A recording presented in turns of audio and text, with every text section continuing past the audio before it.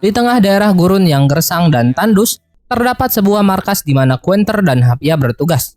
Sama seperti sebelumnya, mereka berdua diberikan perintah untuk membersihkan lapangan lepas landas. Gila juga membersihkan lapangan lepas landas tandus begini. Di sini juga nampak prajurit aliansi yang seharusnya berjaga malah bersenang-senang dengan melakukan demi mengakrabkan diri satu sama lain. Bukan tanpa alasan mereka bisa bersantai-santai seperti itu karena musuh mereka kali ini adalah objek generasi ke-0,5. Agar lebih mudah diucap, akan saya sebut sebagai Gen 05 yang merupakan generasi lama dan sudah tidak diproduksi lagi. Sebab itulah objek ini sering disebut sebagai monster yang gagal. Apalagi, mereka akan menyerangnya dengan dua buah objek.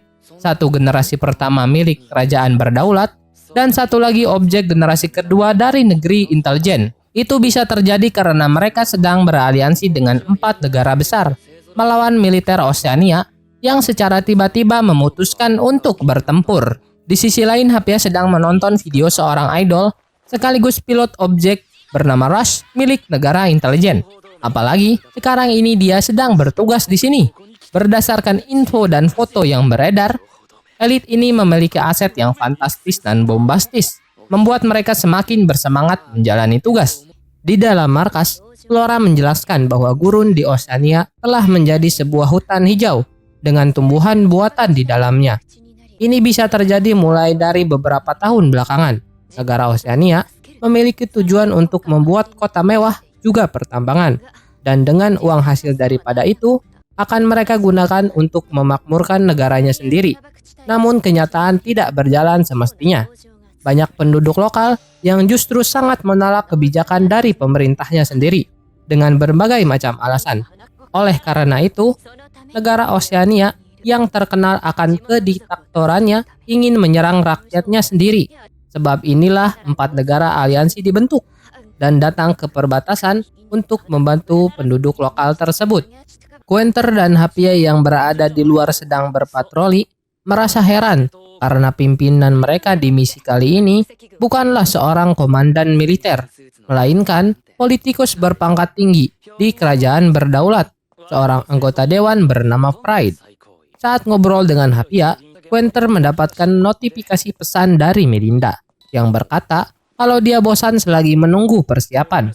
Hapia yang berada di samping dan melihat pesan dari Melinda menyadari kalau pesan itu merupakan sebuah kode agar Quenter datang menemuinya. Lagi pula, mereka berada di markas yang sama. Tetapi Quenter merasa jika menemui Melinda bukanlah hal yang mudah, mengingat dia merupakan seorang elit. Tak jauh dari sana, seorang gadis kecil datang menghampiri mereka berdua, lalu menanyakan benda apa yang berada di belakang mereka. Si gadis beranggapan kalau itu adalah monster batu baik hati, seperti apa yang diceritakan di dalam buku bergambar yang dibawanya. Tanpa pikir panjang, Quenter mengiyakan perkataannya tersebut dan menerangkan lebih lanjut kalau benda yang berada di belakangnya ini adalah tempat berteduh para tupai dan kanguru. Hapia yang mendengarnya merasa tidak enak karena telah berbohong kepada gadis sepolos ini.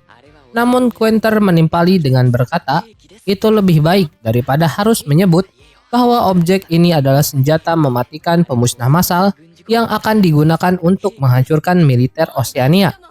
Tiba-tiba Komandan Flora datang dan menyuruh mereka berdua untuk kembali fokus bekerja, serta mengingatkan agar tidak perlu berbicara mengenai hal apapun kepada siapapun dengan orang yang berada di luar barikade. Karena bagaimanapun ini adalah medan pertempuran. Quenter beranggapan kalau seharusnya semua akan baik-baik saja dengan 2 buah objek kuat yang berada di dalam markas mereka. Jadi seharusnya tidak ada tentara musuh yang berani mendekat. Namun Flora menyangkal perkataannya, lantaran yang harus mereka waspadai selain para tentara musuh ialah lensa kamera dari para wartawan yang sedang meliput kegiatan militer di sekitar markas mereka. Dan bisa saja, mereka yang tidak bertanggung jawab akan menyebarkan berita buruk tentang prajurit aliansi. Saking seringnya ini terjadi, sampai-sampai Flora beranggapan kalau mereka adalah bocah-bocah manja yang tidak tahu seperti apa perang yang sebenarnya, dan malah sok tahu dengan hal ini. Meskipun mereka ingin dan mampu mengusir para wartawan, akan tetapi para atasan menginginkan image mereka melambung tinggi sebagai pembela kebenaran di mata khalayak umum nantinya. Dan jika mereka kekeh untuk mengusir para wartawan, akibatnya sebagian tentara tidak akan mendapatkan royalti dari atasan karena sedang melakukan kampanye pemilu yang kabarnya akan dilakukan sebentar lagi. Jadi, sebab itulah komandan tertinggi mereka sekarang adalah Pride, yang merupakan seorang politikus sekaligus anggota dewan. Dengan kata lain, dia sedang menaikkan image-nya atau pencitraan supaya dikenal baik oleh masyarakat pada umumnya melalui misi yang dipimpinnya sekarang, menggunakan label operasi untuk mendapatkan kedamaian dengan cara peperangan. Meski demikian, Flora juga menyadari kalau hal tersebut sulit bisa terjadi. Setelah mengetahuinya, mereka paham jika para politikus sedang menggunakan medan perang sebagai salah satu media promosi. Di luar barikade, tempat di mana para wartawan berkumpul, meliput kegiatan militer di sekitar markas. Terdapat dua wartawan berbeda warga kenegaraan ngobrol dengan santai sambil bertukar informasi perihal liputan dari masing-masing negara, seperti elit dari negara intelijen yang cukup terkenal sebagai idol online. Namun, sangat sulit untuk ditemui karena penjagaannya yang sangat ketat.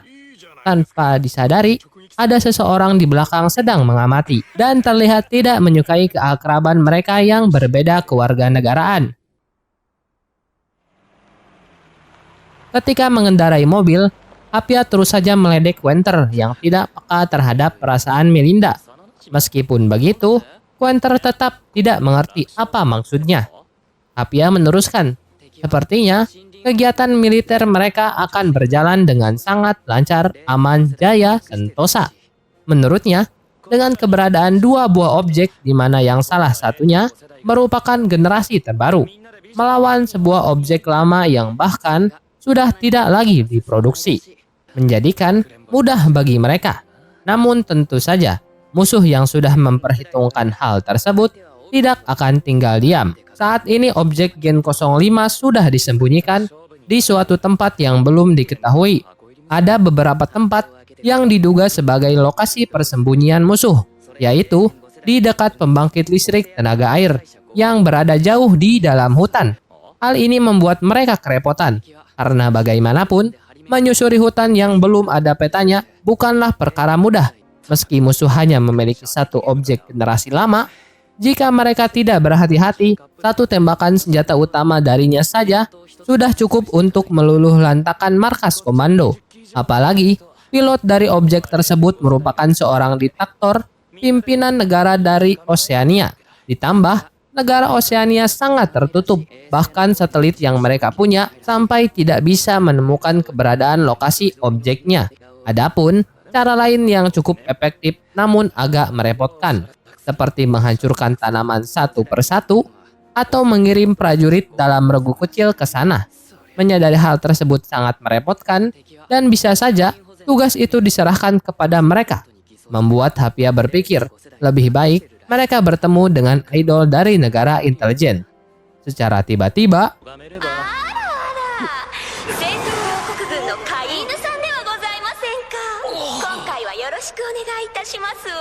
ternyata elit yang berada di dalam objek keras mendengar percakapan mereka berdua. Saya akan menyebut elit intelijen ini sebagai Monica, nama pengisi suara bahasa Inggris, karena saya tidak menemukan nama dari karakter ini.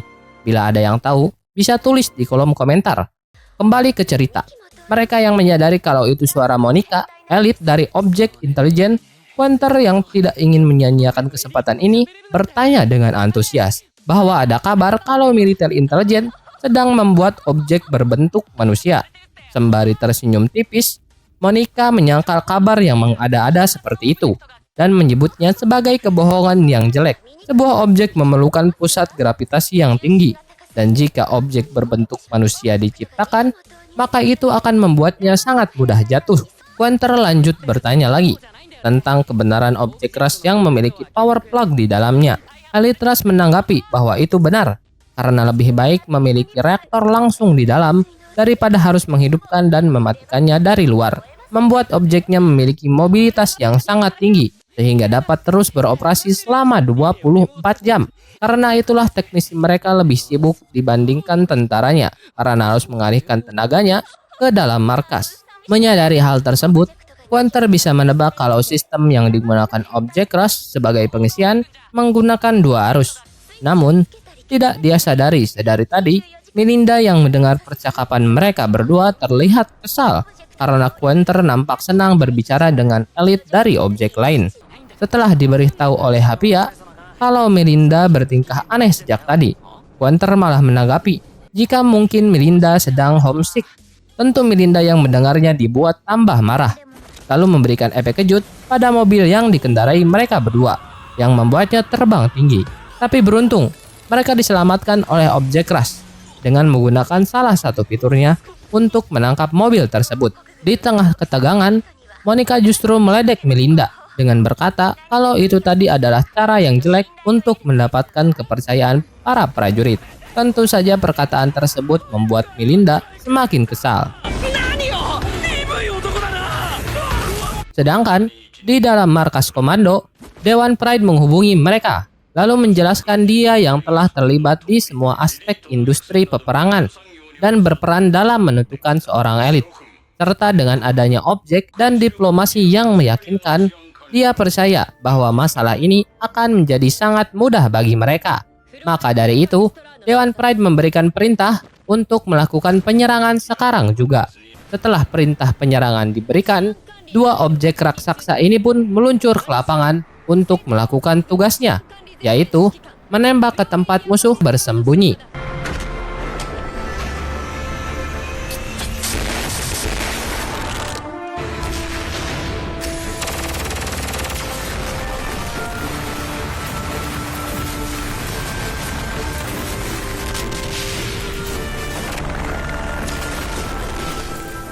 Setelah selesai, kini giliran para tentara yang maju untuk memastikan kalau tidak ada pasukan musuh yang tersisa.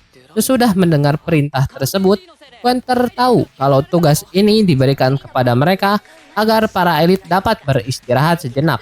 Setelah mereka melakukan gerakan menyerang seperti itu dengan memikul beban yang berat, memasuki hutan yang lebat, Hapia masih tidak percaya tempat yang dulunya gurun bisa berubah 180 derajat. Meski begitu, mereka tetap menjalankan tugas sebagaimana mestinya. Karena penyisiran hutan ini juga dilakukan untuk mengetahui apakah masih ada pemukiman di hutan buatan dekat base musuh. Sebab itulah di awal tadi mereka tidak langsung membakar atau menghancurkan hutan dan hanya menargetkan tempat yang sudah dikonfirmasi menjadi base musuh. Semakin dalam memasuki hutan, akhirnya ditemukanlah sebuah pemukiman. Di sana juga ada pasukan militer Oceania yang sedang berdialog dengan warga di pemukiman tersebut. Terlihat para tentara tidak ingin berperang.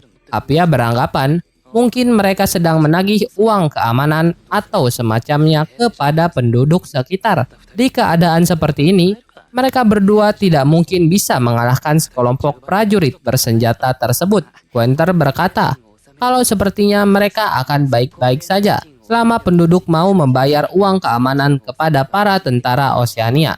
Akan tetapi, seketika semua itu menjadi situasi yang sangat buruk, di mana ada seseorang yang menembak pasukan musuh. Para tentara Oceania mengira kalau penduduk sekitarlah yang menembak, lalu menganggap itu sebagai bentuk perlawanan. Akibatnya, pasukan tersebut menyerang semua penduduk yang tidak berdosa secara membabi buta, menembak apapun yang bergerak, tidak peduli tua, muda, atau waria.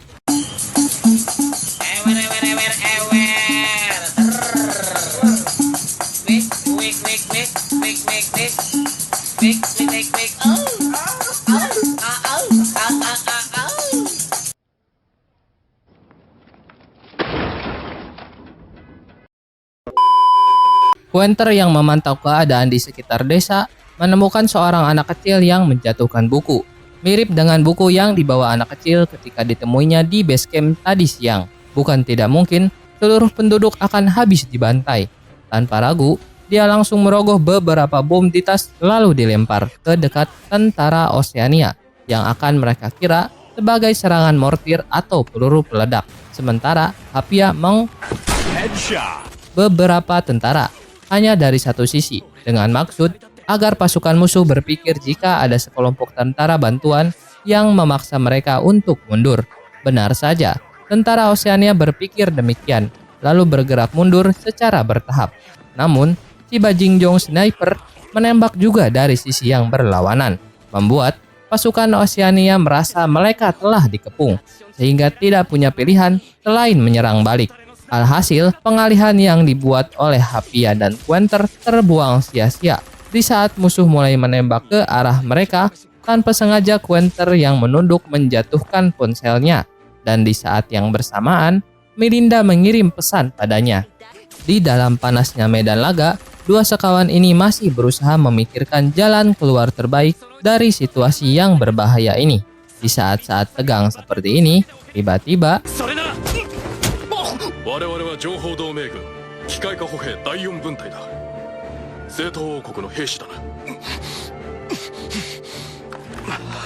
mereka kedatangan pasukan bantuan dari negara intelijen, Regu Mekanik 4. Para tentara yang mengetahui keadaannya langsung segera turun bertempur dengan menggunakan 5 power suite dan hanya perlu 5 menit untuk meratakan pasukan Oseania. Akan tetapi, itu tidak merubah kenyataan di mana peperangan ini telah menelan korban penduduk sipil dengan si sniper sebagai pemicu pembantaian tersebut. Setelah tugas mereka selesai, akhirnya si Bajingjong sniper tertangkap juga. Ternyata dia merupakan seseorang yang berprofesi sebagai juru kamera bernama Siwak. Di ruang interogasi, Flora menegaskan kesalahan apa yang membuat Siwak bisa sampai berakhir di sini. Namun si pria idaman malah tidak ingin berbicara sampai ada pengacaranya dan mencoba memperingati Flora bahwa tindakan yang dilakukan padanya ini jelas telah melanggar hukum HAM, lalu meminta haknya agar segera dibebaskan. Dilanjutkan celoteh panjang kali lebar yang tidak bermutu dengan memberikan asumsi jika sanya dia tidaklah bersalah. Nyatanya, percakapan di ruang interogasi dapat dilihat oleh mereka berdua, itu pun atas izin dari Flora. Flora juga telah menambahkan kalau pemilik buku itu bukanlah anak gadis yang pernah mereka temui. Kendati demikian, Apia tidak bisa tenang hanya dengan itu. Selagi mereka mengamati, si paling benar terus berceloteh jika sah-sah saja dia menyerang pasukan Oseania yang sudah resmi menjadi musuh negara. Dengan kata lain yang dia maksud ialah tindakannya ini justru membantu para tentara kerajaan. Mendengarnya membuat Flora mengerutkan dahi dan menyodorkan sebuah foto korban penyerangan di pemukiman. Setelah diperlihatkan, Siwak beranggapan dengan menyalahkan Oseania karena telah melakukan perbuatan keji seperti itu. Tapi Flora menyanggah perkataannya kalau keadaan mengenaskan ini bisa terjadi karena ulahnya. Flora kembali menegaskan jika korban tersebut tewas karena tembakannya. Bukan cuma itu, gara-gara tindakan yang gegabah Siwak, semua penduduk di sana telah habis dibantai. Di mana kejadian yang sebenarnya, pada saat itu prajurit Oseania sedang menunggu kamera dan wartawan yang akan meliputnya terlebih dahulu, dan kemudian baru mau membantai semua penduduknya. Tentu saja, mendengar hal gila seperti ada negara yang malah ingin membantai penduduknya sendiri, itu tidak mungkin. Flora kembali menerangkan, namun kali ini dengan nada yang lebih tegas. Tujuan dari para penduduk desa itu dibantai karena ingin khalayak umum mengira prajurit dari negara lain datang menyerangnya. Mereka hendak membuat publik tahu akan hal seperti itu di depan para wartawan. Akan tetapi, semua itu berubah karena peluru yang ditembakkan Siwak telah memicu kekalahan bagi pasukan Oseania di depan media massa. Selanjutnya, kalau sudah terjadi seperti itu, mereka akan melakukan pembantaian lagi. Tapi kali ini skalanya akan lebih besar dengan menggunakan objek yang mereka miliki demi menghilangkan bukti pembantaian mereka terhadap warga sipil. Meski sudah dibeberkan kebenarannya, Siwak masih saja berpikir jika ini semua bukanlah salahnya. Lama-kelamaan tentu membuat Flora semakin geram.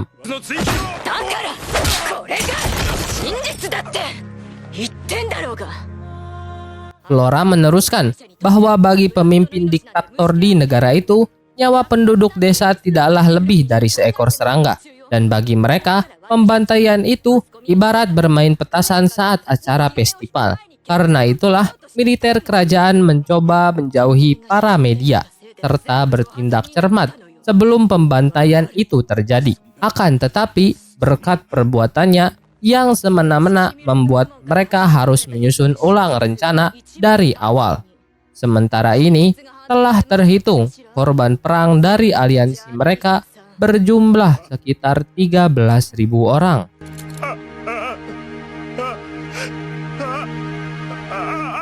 Setelah sesi interogasi sementara ini ditunda, Quenter dan Hapia menemui Flora untuk mengucap terima kasih karena telah mengizinkan mereka melihat proses interogasi. Mereka membahas perkiraan kapan musuh akan bergerak sebelum pasukan Oceania memulai pembantaiannya lagi. Untuk menghemat waktu, lebih baik mereka menggunakan objek aliansi untuk menyerang Gen 5 Oceania. Namun, usulan Hapia tersebut ditolak oleh Flora karena mereka sudah mendapat perintah baru dari atasan agar tetap dalam keadaan siaga. Sementara itu, para petinggi militer ingin memastikan keberadaan dari objek musuh melalui satelit sebab ada beberapa titik yang bisa jadi hanya pengalihan, dan hal tersebut bisa menjadi bumerang bagi mereka. Quenter merasa tindakan seperti itu sama saja dengan mengabaikan prajurit Oceania yang akan membantai warga sipil lagi. Flora sependapat dengannya dan sebenarnya ingin mengirim prajurit meski hanya mereka berdua. Namun bagaimanapun keadaannya, Flora tidak dapat menentang perintah atasan. Di markas, tepatnya di ruang perbaikan, nampak Melinda sedang beristirahat di objek yang masih dalam proses perawatan, bertanya pada Nenek Ayami tentang informasi korban jiwa dalam pertempuran sejauh ini. Ayami menjawab kalau sepertinya sudah ada korban di pertempuran garis depan, namun untuk jumlah pastinya mereka belum diberitahu. Tapi jika Melinda ingin tahu, Nenek Ayami bisa bertanya pada para atasan. Dari sini terlihat jelas jika Melinda mengkhawatirkan Quenter yang sedari kemarin tidak membalas pesannya. Tak jauh dari sana, Hapia dan Quenter masih mencari keberadaan dari Gen 05 Oceania dari sekian banyak lokasi. Tapi, yang pasti pasukan Oceania menyembunyikan objeknya di salah satu tempat ini. Sementara itu, para atasan telah berencana menghancurkan pembangkit air supaya jalan menuju daratan hancur agar bisa lebih cepat menemukan objek musuh. Tapi Quenter memiliki pemikiran lain. Bila mereka telah menemukan pergerakan Gen 05 Oceania terakhir terlihat di 2 tahun lalu, dan hutan buatan ini juga dibuat dan dikembangkan di tahun yang sama. Jadi, kemungkinan lebih besar musuh menyembunyikan objeknya di sana, di titik koordinat saat hutan baru terbentuk, sekitar 2 tahun lalu. Setelah ditemukan 3 tempat, sekarang mereka perlu informasi lebih banyak. Hapia menyarankan agar mereka bertanya kepada Melinda, karena seharusnya seorang elit punya informasi yang mereka perlukan. Quenter menjawab kalau sebenarnya handphone miliknya telah hilang saat berhadapan dengan pasukan Oceania. Tentu saja Hapia yang menyadari perasaan Melinda kepada Quenter langsung menyuruhnya untuk segera menghubungi Melinda dengan meminjamkan ponsel miliknya. Mendadak, sirine sinyal untuk menyerang berbunyi. Di dalam ruang komando, Dewan Pride memberikan informasi jika objek musuh berada di gurun Great Sandy dan memberikan instruksi untuk memastikan menghancurkannya karena tim satelit telah mendeteksi adanya energi pergerakan dari reaktor yang baru saja dinyalakan di daerah sana. Pasca perintah penyerangan diumumkan, mereka berdua merasa sedikit heran. Padahal sudah bersembunyi sedemikian rupa, malah memberikan sinyal keberadaannya secara terang-terangan. Sebab itulah, Quenter menduga jika sinyal ini merupakan jebakan dengan menciptakan umpan menggunakan reaktor percobaan saat objek pertama kali dibuat. Dan jika tebakan Quenter benar, musuh akan mengepung dan menyerang mereka dengan objek secara habis-habisan. Maka dari itu, di saat para prajurit keluar, mereka berdua malah menyusup masuk ke dalam ruang rapat, di mana hanya orang-orang tertentu saja yang diperbolehkan masuk. Di sini mereka mencari strategi pertempuran yang akan dilakukan, tapi tidak menemukan apa-apa tentang informasi mendetail soal 3 lokasi tadi. Seketika itu, terdengar seseorang berbicara. Seseorang tersebut merupakan Siwak yang ternyata ventilasi udara antar ruang interogasi dengan ruang rapat saling terhubung, membuat Siwak dapat mendengar semua informasi yang dibicarakan di rapat tertutup tadi. Kecerobohan tersebut dapat terjadi karena sejak awal markas ini tidak memiliki ruang interogasi, sebab hanya dibentuk untuk sementara waktu dengan tujuan perawatan objek. Maka tempat kosong di samping ruang rapat mendadak dijadikan ruang interogasi. Siwak menyadari jika mereka berdua sedang mencari lokasi dari objek musuh, lalu memberikan informasi bahwa para atasan telah menemukan 2 lokasi, yaitu berada di Gurun Great Sandy dan Gurun Tanami.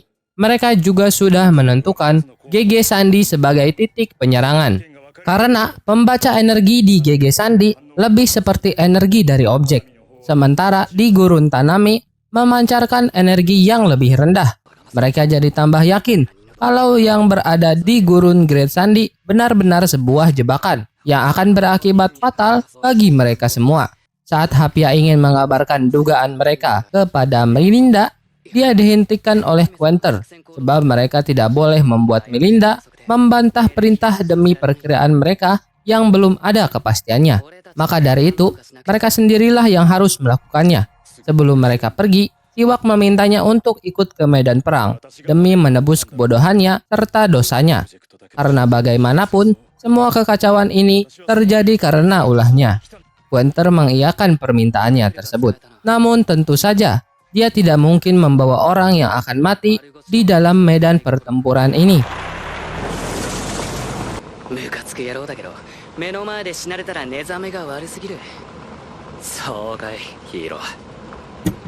Beralih ke perjalanan pasukan aliansi. Di sana, Monica yang masih penasaran dengan sosok Quenter bertanya kepada Melinda di mana keberadaannya. Tapi Melinda acuh tak acuh mendengar pertanyaan Monica. Tiba-tiba, Quenter menghubungi semua tentara, menjelaskan bahwa yang berada di GG Sandy merupakan sebuah tipuan, menggunakan reaktor uji coba yang dapat mengeluarkan energi mirip dengan milik sebuah objek. Sedangkan yang asli berada di Gurun Tanami. Tidak hanya itu, kemungkinan besar jebakan sudah menanti mereka di sana. Meski sudah berkata demikian, tidak ada balasan apapun dari markas. Namun Monica bertanya bukti dari perkataan mereka berdua. Dengan tegas, Quenter menjawab mereka tidak memiliki bukti apapun karena ini murni berdasarkan pemikiran. Maka dari itu, mereka sedang ke sana untuk memeriksanya. Meski demikian, tidak ada salahnya agar melakukan penyerangan pada 2 titik tersebut. Quenter juga memberi pesan kepada Melinda agar tidak gegabah dalam menyerang GG Sandy dan melakukan tembakan biasa dengan serangan jarak jauh agar terhindar dari kemungkinan terburuk. Karena mereka berdua percaya kalau target sedang berada di Gurun Tanami. Sekarang juga sedang dalam perjalanan ke sana untuk memastikan dugaannya. Dan jika ternyata benar, Quenter meminta mereka untuk segera datang membantu. Flora ingin memastikan tindakan apa yang akan dilakukan oleh mereka berdua dan meminta mereka untuk tidak melanjutkan perjalanan sembari menunggu kedatangan objek aliansi. Karena bagaimanapun, meski musuh hanya punya 1 objek dan itu pun keluaran lama, objek tetaplah senjata yang mengerikan. Quenter setuju dengan pendapat Flora jika objek lama tetaplah objek. Maka dari itulah mereka harus melakukannya sekarang. Kalau terlalu lama, musuh bersama objeknya akan mulai bergerak dan pasukan aliansi ini akan dapat dengan mudah dipermalukan.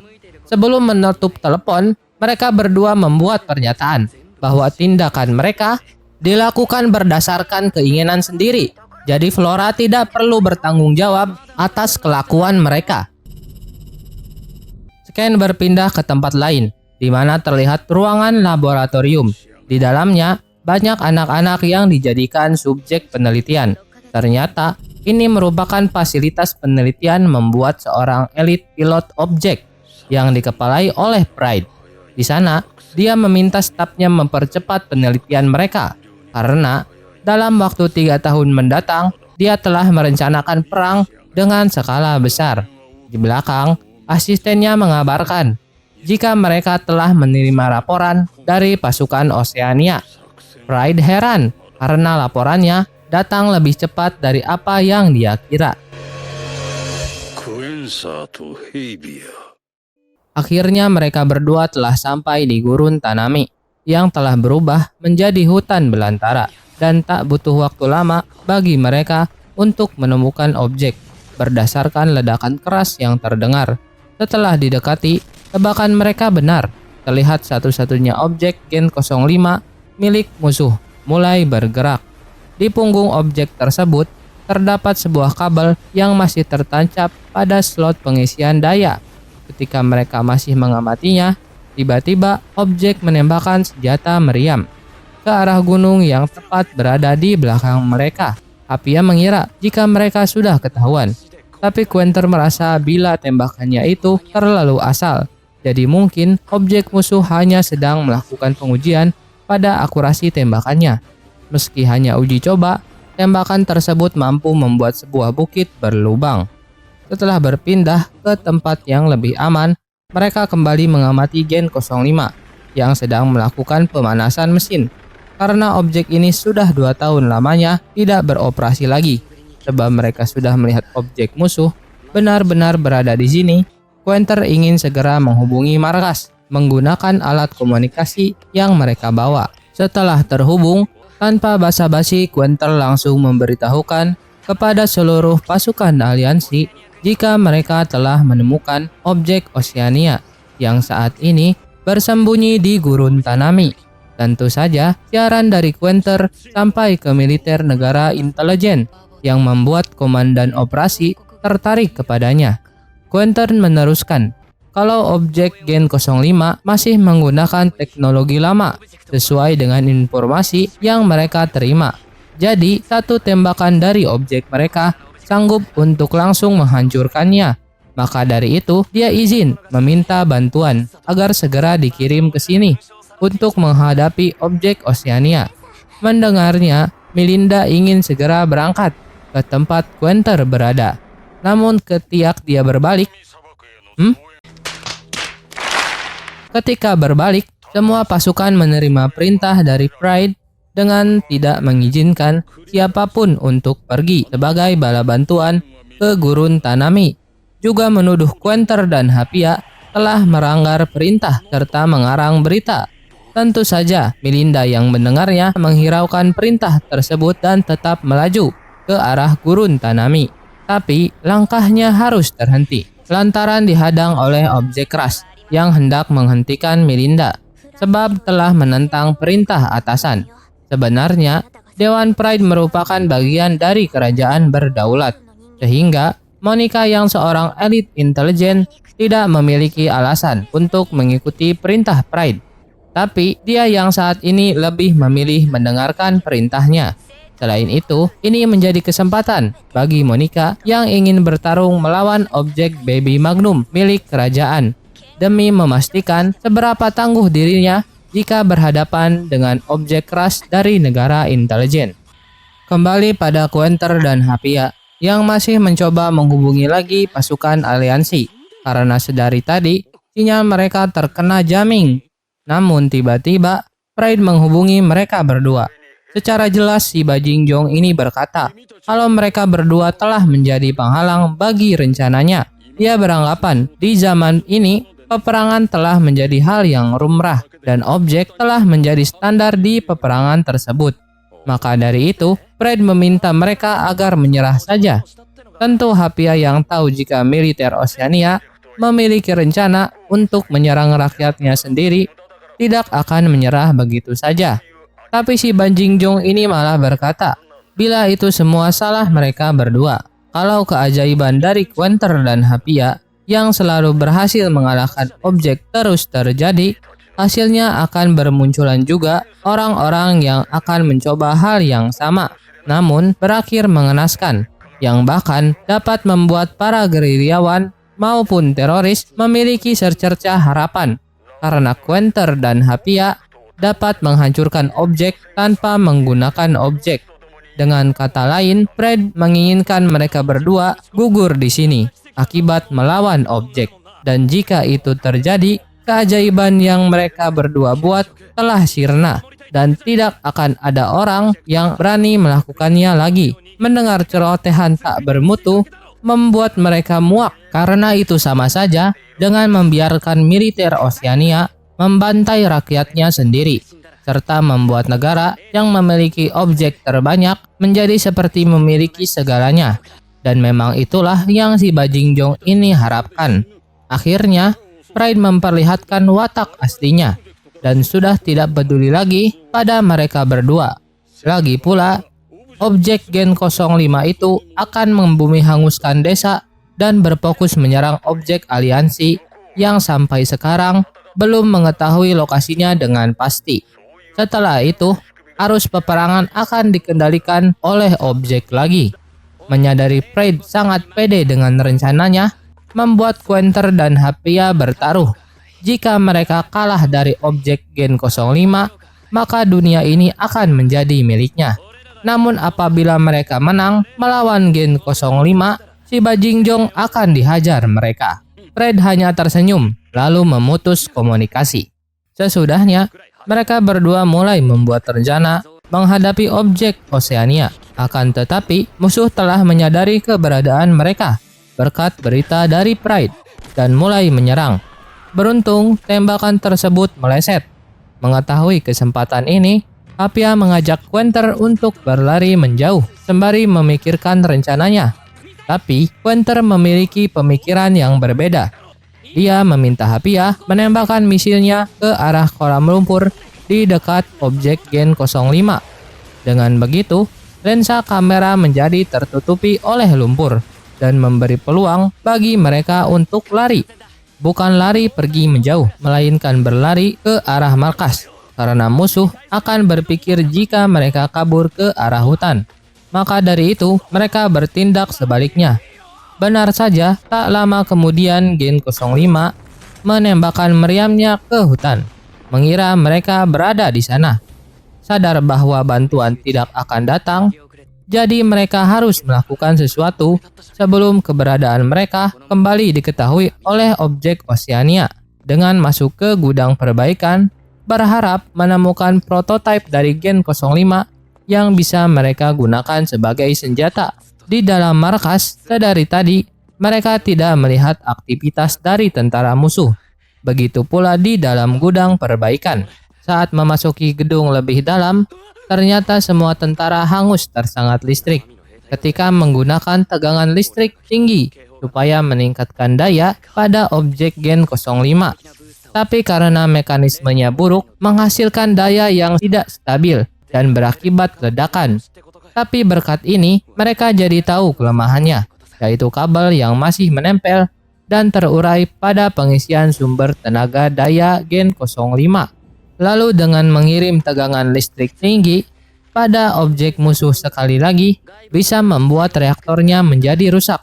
Segera, Quenter sudah berhasil menyalakan kembali mesinnya, dan Hapia berangkat pergi keluar membawa kabel untuk dipasangkan pada ujung forklift agar lebih aman saat ujung kabel tersebut bersentuhan dengan kabel daya objek Gen 05. Di saat mereka masih bersiap-siap melancarkan serangannya, lensa kamera musuh yang sebelumnya tertutupi lumpur telah pudar dan langsung dapat mendeteksi hawa panas yang dihasilkan mesin pembangkit listrik dari dalam gedung perbaikan tempat Quenter berada.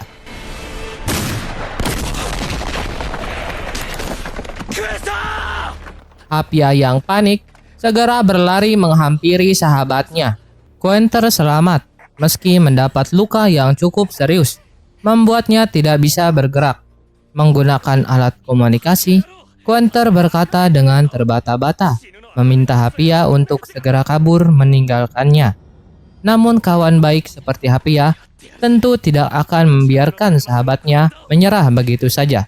Tanpa keraguan sedikit pun, dia berlari secepat yang dia bisa, lekas mengendarai forklift, melaju lurus menuju objek Gen 05 untuk menyambungkan kabelnya.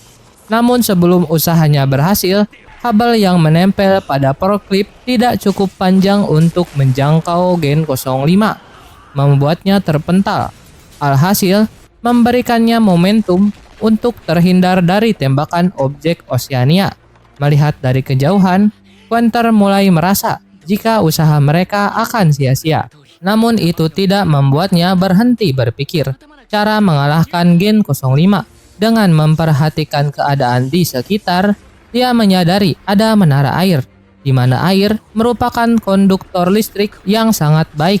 Setelah terpikirkan sebuah ide, Quenter menyuruh Hapia untuk segera naik ke menara terdekat. Dengan lengan yang patah dan darah masih bercucuran dari kepala, Hapia berlari sekuat tenaga. Sedangkan Quenter segera menembakkan misil panggul ke arah pipa air di dekat kabel listrik, tepat setelah Hapia memanjat.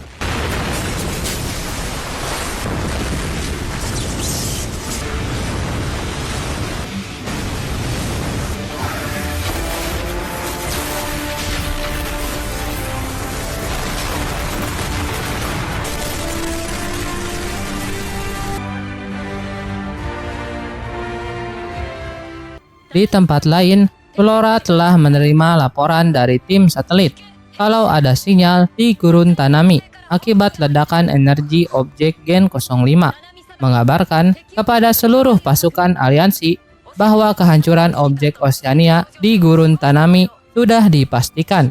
Sang pilot sekaligus pimpinan pasukan Oceania telah dinyatakan tewas, lalu memberikan perintah kepada Baby Magnum untuk pergi ke sana menyelamatkan anggotanya. Dengan itu, Melinda segera pergi ke gurun Tanami, sedangkan Flora mengganti strateginya yang telah berantakan menjadi misi pembersihan. Begitu pula komandan dari pasukan negara intelijen kembali ke markas musuh. Hapia menghampiri Quenter yang masih kesusahan bergerak, berkata kalau segera setelah ini berakhir, mereka akan pergi menghajar si Pride. Pada malam harinya, operasi rahasia penangkapan Pride di tempat penelitian pilot objek dilakukan. Operasi tersebut dipimpin oleh Flora dan menggunakan objek Baby Magnum sebagai ujung tombaknya. Di dalam markas, Pride yang tahu jika Baby Magnum datang menyuruh bawahannya mengirim objek generasi kedua untuk menghadapi Baby Magnum. Dengan percaya diri, Pride yakin jika objek kedua miliknya yang telah dilengkapi dengan berbagai macam fitur militer terbaru dan tercanggih bisa mengalahkan objek Baby Magnum dengan mudah. Tentu hal ini memang membuat Melinda kewalahan. Namun, semua itu tidak berlaku jika dia dibantu oleh Quenter dan Hapia. Ternyata, Flora sudah berhasil memasuki markas penelitian, tempat Pride berada, dan langsung merabraknya. Pride awalnya heran karena bagaimana bisa dia masuk ke sini. Namun mengabaikan hal tersebut, dia masih percaya diri jika bisa lepas dari situasi ini. Sembari bernegosiasi dengan Flora, kalau semua hal yang dilakukannya adalah demi melindungi negara. Tapi tentu Flora tidak peduli dengan apapun yang Pride katakan. Karena apapun alasannya, orang seperti Pride harus diurus secepatnya. Pride masih pede karena sanggup untuk menyuap hakim dan pihak berwajib jika itu diperlukan. Sembari merendahkan Flora, seorang komandan biasa yang berani menuntut petinggi dewan sepertinya. Namun Flora memiliki caranya tersendiri dalam menangani kasus seperti ini, menggunakan peradilan militer. Sebab Pride telah mengirim transmisi militer bukan hanya ke pasukan kerajaan, melainkan ke semua pasukan aliansi. Akibat kegagalan misi yang dipimpinnya ini, semua negara aliansi meminta kejelasan perihalnya. Namun, si Bajingjong ini masih saja pede, pantat gede, dengan objek yang dimilikinya. Di luar, pertempuran antar objek masih berkecambuk dan terus semakin panas. Quenter memberikan informasi yang diperlukan Melinda agar dapat mengungguli objek lawan. Melinda yang memahami informasi yang dikirim langsung mempraktekannya di medan pertempuran dan membuat objek musuh tumbang di hadapannya. Tentu kabar ini mengejutkan Pride. Namun sebelum bisa terkejut,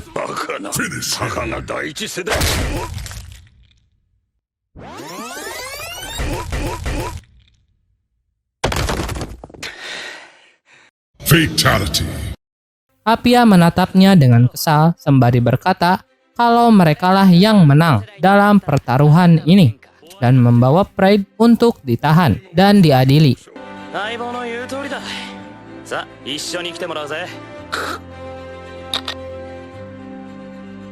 お疲れ、お姫様。ねえクエンさん、負けないよ私。